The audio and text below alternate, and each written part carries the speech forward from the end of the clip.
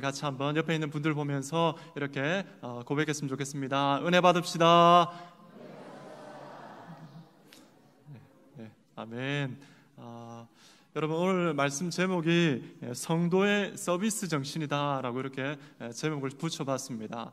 여러분, 서비스라는 말을 들으면 여러분 어떤 생각이 드십니까? 서비스라는 말을 들으면 생각이 나는 것이 이게 뭐 어디 은행이라든지 백화점이라든지 이런 데 가서 이렇게 행하는 것이 아닌가라는 그런 생각이 듭니다. 그래서 서비스는 상업 용어이고 경제 용어처럼 들립니다. 만약 회사나 또 백화점에서, 매장에서 또는 음식점에서 서비스가 꽝이라면 여러분 어떻게 되겠습니까? 그 회사는 아마 망하고 말 것입니다. 그 음식점 역시 맛이 좀 있어도 어떻게 됩니까? 그 음식점에 다시 찾아가고 싶은 마음이 별로 없어질 것입니다. 그런데 여러분, 이 서비스가 좋은 그런 곳은 다시 한번 가고 싶고 이렇게 좋은 인상으로 남는 것을 볼 수가 있습니다. 여러분, 지금 이 서비스 정신이 얼마 전에 제가 한 몇 년 전에 은행에서 이제 친절 교육하는 그런 분들에게 교육을 한번 받은 적이 있습니다. 그래서 요즘 서비스 정신은 좀 많이 바뀌었다 이렇게 얘기를 들었습니다. 여러분, 예전을 한번 생각해 보십시오. 예전에는 은행이나 백화점 가면 어떻게 인사를 합니까? 직원들이 허리를 45도 정도 숙이고, 그 다음에 어떻게 합니까? 치아를 몇 개를 보입니까? 치아를 몇 개를 보이죠? 뭡니까? 굉장히 이렇게 많이 보여야 됩니다. 그 다음에 소리는 어떤 음을 내야 됩니까? 도레미파 솔 하면서 솔음에 따라서 안녕하세요 이렇게 해야 된답니다. 그렇게 해야지 굉장히 친절하다, 서비스가 좋다 이런 이야기를 했었는데 요즘 많이 바뀌었답니다. 요즘은 어떤 서비스를 하냐면, 어떤 인사를 하냐면 아주 자연스럽게 그 사람에게 맞춰서 그냥 그 사람에게 맞는 서비스, 웃음도 자연스럽게, 그리고 인사도 그 사람에게 맞게 아주 자연스럽게 하는 그런 서비스로 많이 바뀌었다고 합니다. 그런데 여러분, 이 서비스 용어가 단지 상업 용어이겠습니까? 아니면 그냥 경제 용어이겠습니까?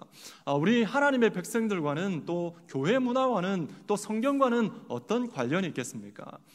여러분, 이 서비스를 우리가 말할 때에 영어의 예배를 말하는 그 단어가 무엇이냐면, 영어의 예배를 의미하는 단어가 바로 서비스입니다. 영어의 예배를 서비스라고 말한답니다. 여러분, 그 이유가 무엇이겠습니까? 여러분, 우리 서비스 정신을 흔히 말할 때에 누가 왕이라고 합니까? 고객이 왕이다. 여러분, 저만 들어봤습니까? 고객이 왕이다라고 말합니다. 그러나 여러분, 교회 안에서의 이 서비스를 예배라고 말하는 이유는 무엇이냐면 바로 우리 하나님께서 왕이시기 때문에 그 하나님을 온전하게 섬기고 정말 최고의 서비스로 섬기는 것이 바로 예배이기 때문에 예배를 서비스라고 이렇게 말하는 것입니다. 여러분, 그리고 성경 말씀에 보면 이 서비스라는 단어들이 굉장히 많이 나오는 것을 볼 수가 있습니다. NIV 영어 성경을 쭉 검색을 해보았는데 거기에 서비스라는 단어를 치고 검색을 해보았더니 이 서비스라는 말이 NIV 성경에 무려 76번이나 사용되고 있습니다. 이렇게 많이 사용되고 있는 것을 볼 수가 있습니다. 제일 먼저 우리가 나오는 단어를 보면 누가복음 1장 23절 말씀인데 화면을 통해서 같이 한번 읽도록 하겠습니다. 같이 읽겠습니다. 시작. 날이 다 되매 집으로 돌아가니라. 아멘. 이것은 제사장 사가랴가 이제 그의 사역을 마치고 돌아갈 때를 말하는 것입니다. 그래서 제사장의 직무, 여기서 직무라고 말할 때 이것을 서비스라고 말합니다. 그래서 제사장의 그 직무를 말할 때에도 이 서비스라는 그런 단어를 사용하고 있습니다. 로마서 15장 17절 말씀을 같이 읽겠습니다. 로마서 15장 17절 시작. 그러므로 내가 그리스도 예수 안에서 하나님의 일에 대하여 자랑하는 것이 있거니와. 아멘. 여기서 하나님의 일 나오지 않습니까? 여기서 하나님의 일 말할 때 이 일을 서비스다라고 말합니다. 하나님의 일을 봉사할 때에 그 일을 서비스로 이렇게 표현하고 있는 것을 볼 수가 있습니다. 그 다음에 고린도전서 12장 5절 말씀입니다. 고린도전서 12장 5절 말씀 같이 읽습니다. 시작. 직분은 여러 가지나 주는 같음이 있으며. 아멘. 여기서 이 서비스는 바로 직분을 말하는 것입니다. 우리가 여러 가지 직분을 받는데 그 직분을 서비스로 이렇게 번역을 해서 표현을 해주고 있는 것입니다. 그 다음에 고린도후서 9장 1절 말씀입니다. 고린도후서 9장 1절 같이 읽습니다. 시작. 성도를 섬기는 일에 대하여는 내가 너에게 쓸 필요가 없나니. 아멘. 이 말씀에 성도를 섬기는 일, 우리가 성도를 섬기는 일, 위로하고 격려하고 또 그들이 잘 될 수 있도록 옆에서 도와주는 그 일을 뭐냐면 영어로는 서비스다라고 이렇게 성경이 기록을 하고 있는 것입니다. 그 다음에 여러분, 복음을 전할 때도 역시 마찬가지입니다. 고린도후서 8장 18절 말씀인데 같이 읽겠습니다. 시작. 또 그와 함께 그 형제를 보내었으니 이 사람은 복음으로써 모든 교회에게서 칭찬을 받는 자요. 아멘. 여기서 복음에 대한 수고하는 것, 이것을 뭐라 말하냐면 서비스다 이렇게 표현을 하고 있습니다. 그 다음에 요한계시록 2장 19절 말씀인데요, 이 말씀을 같이 읽도록 하겠습니다. 같이 읽습니다. 시작. 내가 내 사업과 사랑과 믿음과 섬김과 인내를 나누니 내 나중 행위가 처음 것보다 많도다. 아멘. 이 말씀에 섬김 이렇게 표현되어 있는데 이것이 영어로는 서비스라고 이렇게 표현되어 있습니다. 그래서 성도를 섬기는 일, 또 두아디라 교회의 성도를 칭찬할 때 너희의 서비스가 너무너무 대단하다라고 이렇게 칭찬을 했던 그러한 표현이 나와 있습니다. 여러분, 이 단어들을 보면서 어떤 생각이 드십니까? 이 서비스라는 용어는 그냥 단지 상업 용어가 아니고 경제 용어가 아니고 하나님을 섬길 때에도, 그리고 성도를 섬길 때에도, 하나님의 교회를 섬길 때에도, 또 불신자들에게 복음을 전할 때에도 그 서비스라고 표현이 되고 있는 것입니다. 그렇기 때문에 이 서비스라는 말은 하나님의 백성들에게 뗄래야 뗄 수 없는 그러한 단어가 바로 서비스이다라는 것입니다. 그렇기 때문에 우리는 우리의 모든 삶을 통해서 정말 하나님 앞에 최고의 서비스로 영광을 돌려드리고, 또 옆에 있는 형제 자매들에게 또 최고의 서비스를 제공해 줄 수 있는 그런 사람들이 되어야 됩니다. 여러분, 이 땅 가운데 많은 사람들이 있고 많은 직종들이 있고 많은 종류의 사람들이 있습니다. 최고의 서비스를 가진 사람들이 누구냐라고 물어본다면 바로 하나님의 백성들이 최고의 서비스를 제공하는 사람들이다라고 표현되어야 할 것입니다. 오늘 말씀을 통해서 여러 가지 서비스가 있지만 한 두 가지 정도의 내용을 살펴보기를 원합니다. 첫 번째는 어떤 서비스를 말하냐면 입 서비스를 잘해야 됩니다. 우리가 같이 한번 읽어봤으면 좋겠습니다. 같이 읽습니다. 시작. 입 서비스를 잘해야 합니다. 영어로 립 서비스라고 말하는데, 여러분, 그리스도인은 입이 살아있어야 됩니다. 여러분, 옆에 있는 우리 형제자매님들의 입을 한번 쳐다보시기 바랍니다. 입이 살아있습니까? 살아있습니까? 우리 흔히 이런 말을 참 많이 들었던 것 같습니다. 교회 다니는 사람 말이 너무 많아가지고 아마 물에 빠지면 뭐만 뜰 것이다? 입만 동동 뜰 것이다. 이런 말을 들은 적이 있습니다. 그래서 교회 다니는 사람들이 너무 즐겁고 기쁘니까 말을 많이 한다는 것입니다. 그런데 여러분, 그런 말 많은 것을 말하는 것이 아니라 우리는 하나님의 백성으로서 입이 정말 살아있는 그런 입술이 되어야 됩니다. 왜 그렇습니까? 우리 입술에는 하나님의 권세가 있기 때문에 그렇습니다. 우리 하나님께서 천지를 창조하지 않으셨습니까? 무엇으로 창조하셨습니까? 말씀으로 하셨습니다. 그렇기 때문에 하나님 아버지를 닮은 그분의 자녀들은 다 입술에 권세가 있는 것입니다. 그래서 입술에 권세를 가지고 있는 우리들이 입으로 잘 섬길 때, 입술로 서비스를 정말 잘할 때에 그 가운데 하나님의 능력과 하나님의 권세가 그대로 드러나게 되는 것입니다. 그렇기 때문에 성경 말씀에 보면 말로 어떻게 섬겨야 되는가, 이런 말씀들이 굉장히 많이 나오는 것을 볼 수가 있습니다. 제일 먼저 에베소서 4장 29절 말씀을 같이 읽도록 하겠습니다. 같이 읽습니다. 시작. 무릇 더러운 말은 너희 입 밖에도 내지 말고 오직 덕을 세우는데 소용되는 대로 선한 말을 하여 듣는 사람에게 은혜를 끼치게 하라. 아멘. 우리가 입술로 사람들에게 은혜를 끼칠 수가 있습니다. 여러분, 예배 시간을 통해서 은혜 많이 받지 않습니까? 그런 것처럼 여러분, 우리의 입술을 통해서 옆 사람에게 은혜를 끼칠 수가 있습니다. 너무너무 귀중한 그런 말씀입니다. 그 다음에 잠언 20장 15절 말씀입니다. 같이 읽겠습니다. 시작. 세상에 금도 있고 진주도 많거니와 지혜로운 입술이 더욱 귀한 보배니라. 아멘. 여러분, 입이 무엇이라고 기록되어 있습니까? 보배다라고 기록되어 있습니다. 진주보다 그 어떤 귀한 보석보다 귀한 것이 바로 입술이다라고 말씀하고 있는 것입니다. 여러분, 혹시 지금 손에 금반지, 다이아 반지 없어도 여러분 굉장히 하나님께서 여러분에게 최고의 보석을 이미 주셨습니다. 그것은 바로 여러분의 입술인 것입니다. 이 입술을 어떻게 사용하느냐에 따라서 여러분 그것이 보석이 될 수도 있고 또 다르게 정말 독약이 될 수 있는 그러한 내용이 바로 우리의 입술인 것입니다. 그렇기 때문에 하나님 앞에 우리는 입술을 통하여서 사람들에게 은혜를 끼치고 이 보배로운 입술로 사용해야 될 줄로 믿습니다. 그 다음에 여러분 데살로니가 전서 4장 16절에서 18절 말씀인데요, 우리 좀 길지만 우리 같이 한번 읽도록 하겠습니다. 시작. 주께서 호령과 천사장의 소리와 하나님의 나팔 소리로 친히 하늘로부터 강림하시리니 그리스도 안에서 죽은 자들이 먼저 일어나고 그 위에 우리 살아남은 자들도 그들과 함께 구름 속으로 끌려올려 공중에서 주를 영접하게 하시리니 그리하여 우리가 항상 주와 함께 있으리라. 그러므로 이러한 말로 서로 위로하라. 아멘. 여러분, 우리가 성경 말씀을 우리 많이 알지 않습니까? 그 배운 말씀을 따라서 어떻게 하라는 것입니까? 이러한 말로 서로 위로하라 라고 말씀하고 있습니다. 위로는 무엇으로 합니까? 표정으로도 할 수 있고 행동으로도 할 수 있습니다. 그러나 가장 쉬운 것은 바로 우리의 입술을 통해서 위로할 수 있는 것입니다. 힘들어하는 형제자매들을 통해서 그들에게 하나님의 위로가 임하도록 하나님께서 도우실 것입니다. 하나님께서 도우시도록 제가 기도하겠습니다. 여러분, 이 한마디가 얼마나 힘이 되고 능력이 되는지 모릅니다. 여러분, 그렇기 때문에 우리는 하나님 앞에 우리의 입술을 가지고 선한 말, 그 다음에 긍정적인 말, 칭찬의 말들을 많이 해줄 수 있어야 될 것입니다.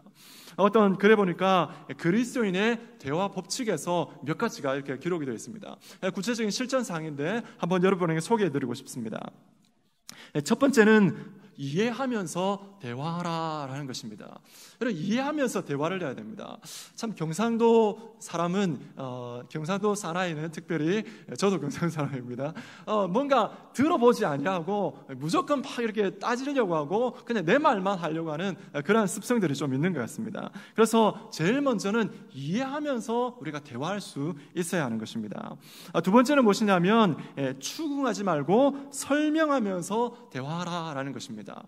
여러분, 추궁하지 말고 설명하면서 대화하라. 이건 참 쉽지 않습니다. 그런데 여러분, 우리 하나님께서 설명을 너무너무 잘하시는 분이십니다. 여러분, 예수님께서 마태복음 13장에 보면 천국에 대한 비유들을 많이 말씀하셨습니다. 그 말씀에 보면 천국은 마치 가루 서말 속에 넣은 누룩과 같다. 그 다음에 천국은 좋은 씨를 제밭에 뿌린 사람과 같다. 천국은 마치 자기 밭에 갖다 심은 겨자씨 한 알과 같다. 이렇게 하나님께서는 어떻게 하시냐면 설명을 너무너무 잘해 주십니다. 그렇기 때문에 우리는 하나님 앞에 제일 먼저 추궁하지 말고 설명하면서 대화하는 그런 모습들이 우리 가운데 있어야 될 것입니다. 여러분, 아이가 코피를 흘리면서 집에 들어왔습니다. 그러면 엄마가 그걸 보면서 제일 먼저 하는 말이 뭐겠습니까? 네? 제일 처음에 하는 말, 제가 기억하기로는 누가 있어? 이렇게 할 것 같습니다. 두 번째는 뭐겠습니까, 여러분? 철수가 있어요. 그러면 두 번째는 뭐겠습니까? 왜? 그 다음에 몰라요. 그러면 어떻게 합니까? 철수 집 어디야? 하면서 손잡고 가는 것입니다.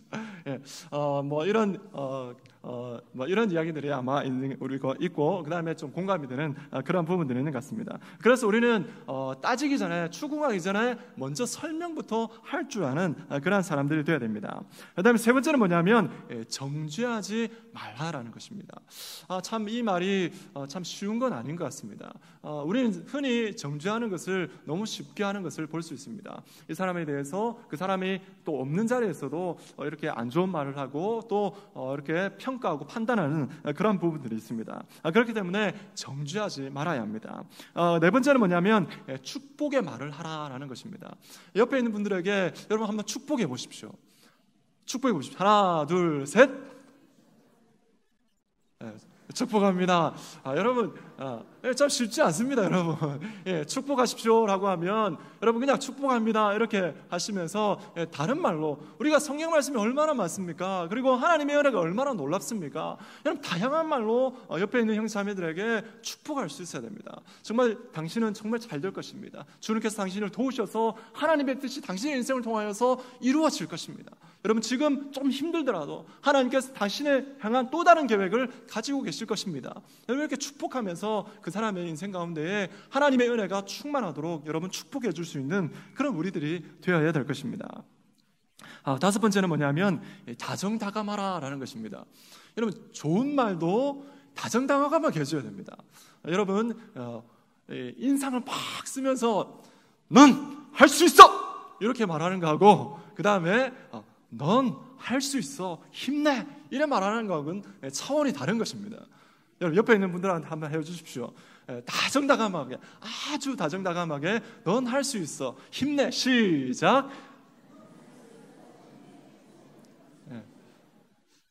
힘이 좀 나십니까? 힘이 좀 나십니까? 여러분 다정다감하게 말하면 힘이 나는 것입니다. 성도의 말에 권세가 있기 때문에 그렇습니다. 그 다음에 여섯 번째는 뭐냐면 성경 말씀으로 위로하라 라는 것입니다. 여러분 우리가 최고의 능력이 무엇입니까? 하나님 말씀이지 않습니까? 이 말씀의 권세를 가지고 옆에 있는 자매들에게 말씀으로 말해줄 수 있고 위로해주고 축복해줄 수 있는 그런 자리에 우리가 서야 됩니다. 너무나도 하나님의 백성들의 특권이 바로 하나님의 말씀인 것입니다. 그 다음에 일곱 번째는 무엇이냐면 구체적으로 예수님을 소개하라 라는 것입니다. 이것은 불신자들 뿐만 아니라 하나님의 백성들도 마찬가지입니다. 예수 그리스도를 소개하고 하나님에 대해서 소개할 수 있어야 됩니다. 왜 그렇습니까? 모든 문제의 해답이 바로 예수님이기 때문에 그렇습니다. 예수님을 만나면 모든 것이 해결되는 것입니다. 그렇기 때문에 우리가 모든 대화의 마지막에는 꼭 예수 그리스도를 소개하고 하나님을 소개하는 그런 대화로 마쳐야 되는 것입니다. 여러분 우리의 입술에는 권세가 있습니다. 그렇기 때문에 우리의 입술로 서비스를 잘 하셔야 됩니다. 여러분 옆에 있는 분들에게 이렇게 고백해 주었으면 좋겠습니다. 내 입술로 최고의 서비스를 합시다. 시작. 아멘.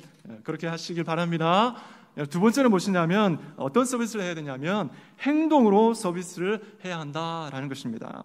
여러분 우리의 행함으로 하나님 앞에 또 성도들에게 서비스를 제공할 수 있어야 됩니다. 오늘 말씀에 보면 예수님께서 행동으로 서비스를 보여주셨습니다. 제자들의 발을 씻기신 장면인데 그러면서 예수님께서 이렇게 말씀하십니다. 14절 말씀 같이 읽겠습니다. 14절입니다. 시작. 내가 주와 또는 선생이 되어 너희 발을 씻어주니 너희도 서로 발을 씻어주는 것이 옳으니라. 아멘. 여러분 이 말씀을 보면 그 당시의 사회 풍습이 어떤 것인가를 좀 알 필요가 있습니다. 여러분 그 당시에 주인과 선생은 절대로 발을 씻어주는 사람이 아닙니다. 주와 선생은 주인과 선생님은 절대 발을 씻어주지 않습니다. 제자들이 씻고 종이 씻어주는 것입니다. 그런데 어떻게 합니까? 예수님께서 제자들의 발 씻어주십니다. 친히 스승이시면서 친히 주님이시면서 제자들의 발을 씻어주셨습니다. 그 이유가 무엇이겠습니까? 이것이 바로 성도의 섬김이다라는 것을 보여주신 것입니다. 바로 뭘 말하냐면 내 일이 아닌 것 같은 그 일을 하는 것, 그것이 바로 섬김인 것입니다. 예수님께서는 스승과 주님으로서 비록 그 가운데 내가 발을 씻어주는 그런 사람이 아니지만 어떻게 합니까? 내 일이 아닌 것 같은 그 일을 할 때 제자들이 이것을 보고 배우게 되어지고 그것이 바로 성도의 삶이고 예수 그리스도의 제자의 삶이다라는 것을 보여주는 것입니다. 여러분 우리 주위를 둘러보면 내 일이 아닌 것 같은 일들이 있습니다. 그렇지만 그 일을 행함으로 말미암아서 그 가운데에 다른 사람들을 유익하게 해주는 그런 일들이 얼마나 많은지 모릅니다. 여러분 잘 생각해 보십시오. 내 일이 아닌 것 같은 그 일을 하는 것이 바로 서비스, 섬김이 되는 것입니다. 여러분 자녀들을 키우실 때 이런 경험들이 많이 있으실 것입니다. 저희 집안의 이야기를 잠깐 드리면 제가 자녀가 3명이지 않습니까? 저녁이 되면 막 장난감 다 어지럽힙니다. 어지럽히는데 그래서 제가 이렇게 말합니다. 거실 좀 치워라 라고 말하면 우리 자녀들이 뭐라고 말하겠습니까? 예, 알겠습니다.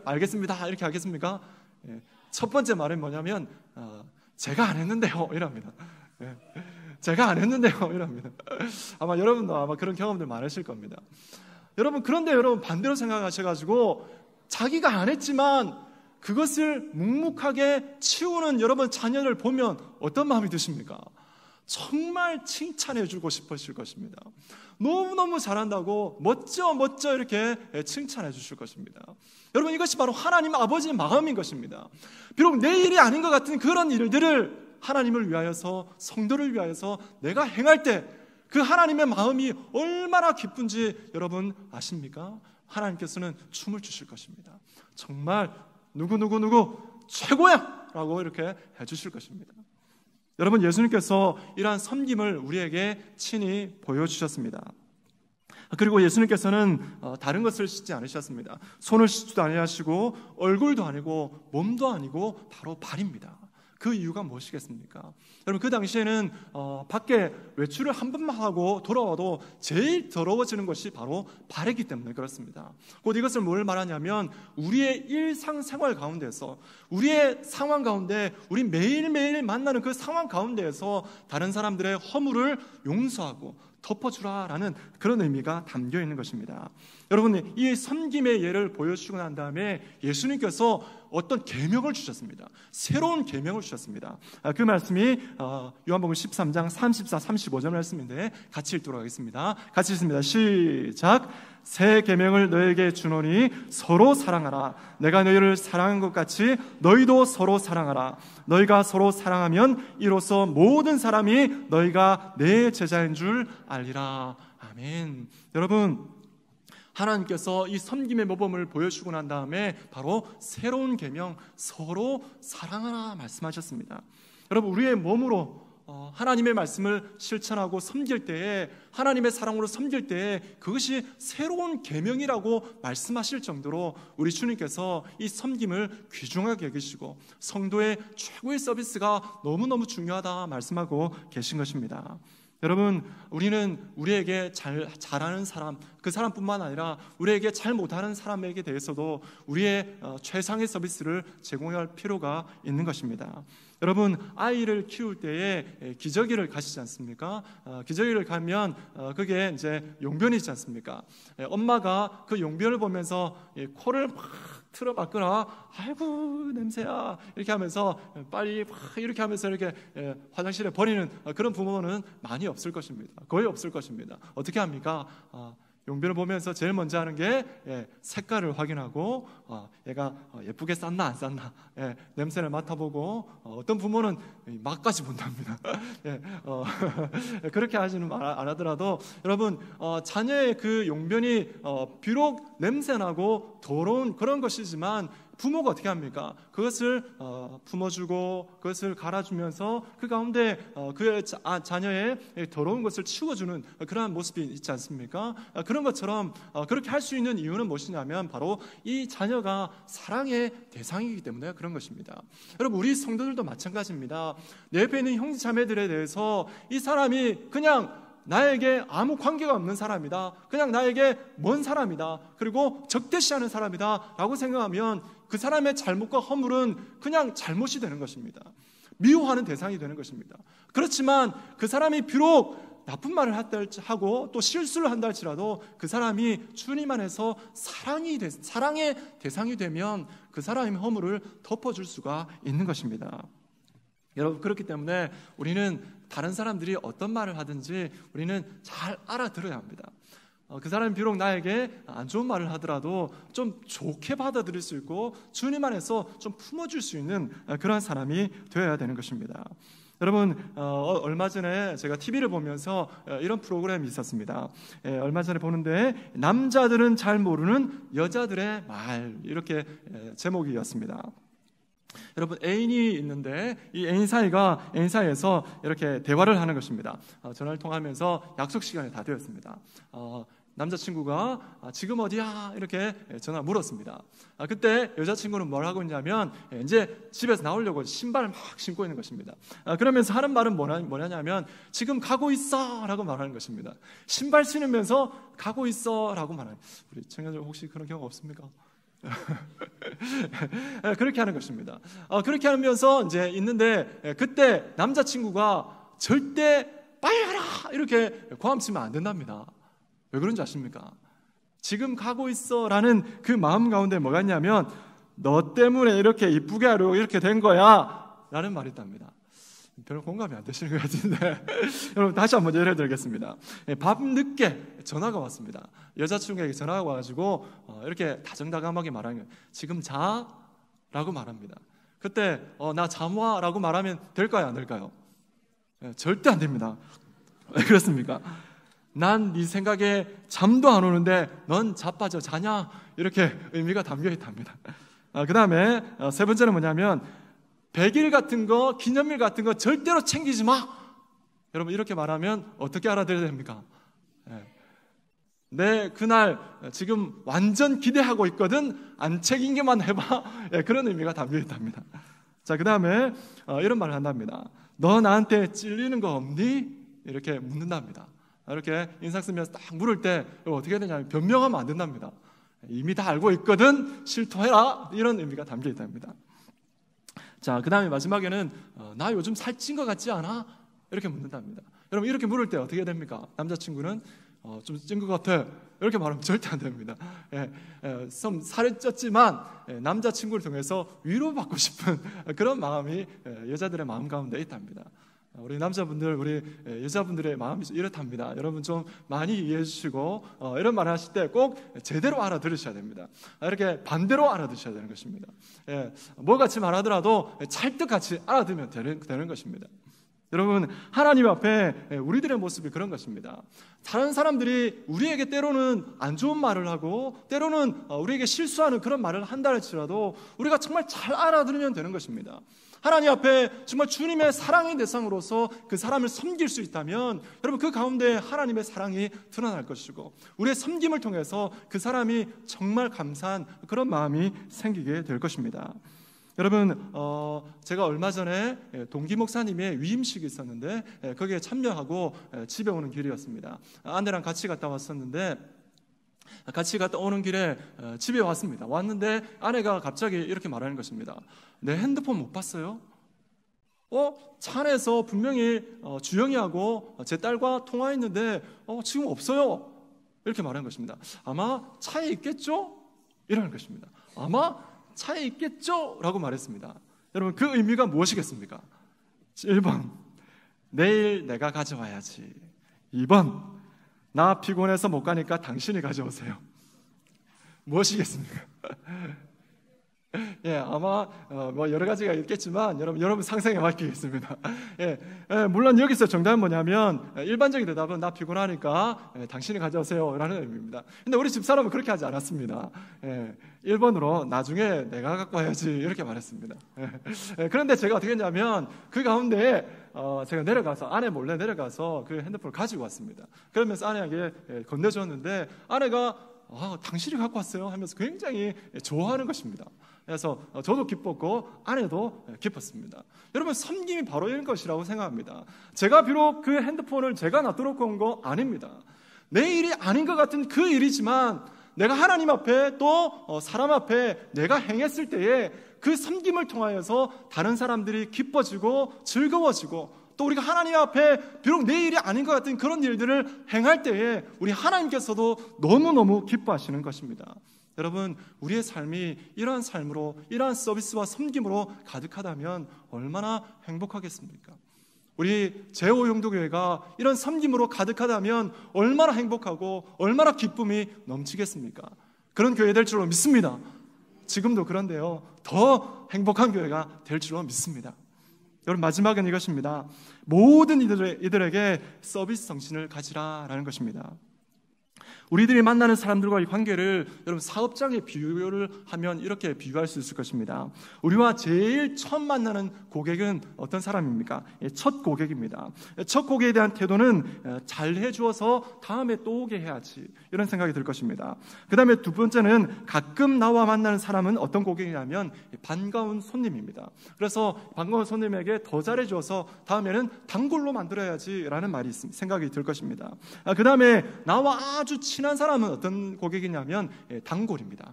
그래서 더 잘해줘서 계속 단골로 남게 해야지 이런 생각이 들 것입니다. 마지막 네 번째는 나를 꾸짖는 고객. 나를 꾸짖는 사람은 어떤 고객일까요? 나를 꾸짖는 고객은 어떤 고객일까요? 이분은 어떤 고객이냐면 충성 고객입니다. 이해가 잘 안 되실지 모르겠는데, 여러분, 나에게 아무런 관심이 없다면 그런 말을 할 이유가 없는 것입니다. 나에게 관심이 있기 때문에 그런 말이라도 해주는 것입니다. 비록 그런 말이 아니라 할지라도 내가 잘 알아들어서 긍정적으로 받아들이면 그 가운데에 많은 열매를 맺게 되는 것입니다. 여러분, 나를 잘되게 하기 위해서 그런 말을 한다 생각하시고, 내가 그 가운데서 하나님의 뜻을 가지고 겸손하게 행한다면 그 가운데, 우리 관계 가운데에 좋은 열매들이 맺어지게 될 것입니다. 여러분, 나에게 잘해주는 사람뿐만 아니라 나에게 혹 못해주는 사람이 있다 할지라도 그 가운데 하나님의 사랑을 가지고 우리가 섬김을 해나갈 때에 하나님의 사랑이 그 가운데 넘치게 되는 것입니다. 여러분, 로마서 12장 17절 18절 말씀을 함께 읽도록 하겠습니다. 같이 읽겠습니다. 시작. 아무에게도 악을 악으로 갚지 말고 모든 사람 앞에서 선한 일을 도모하라. 할 수 있거든 너희로서는 모든 사람과 더불어 화목하라. 아멘. 여러분, 이 말씀을, 오늘 말씀의 결론을 삼고 여러분 삶 가운데에 진정으로 하나님 앞에 정말 최고의 서비스, 하나님 앞에 최고의 서비스를 할 수 있고 또 사람들에게 최고의 서비스를 할 수 있을 때 제일 먼저 우리의 입술로 또 우리의 행함으로 또 모든 사람과 화목할 수 있는 그런 모든 성도님들 되시기를 주님의 이름으로 축복합니다. 우리 같이 하나님 앞에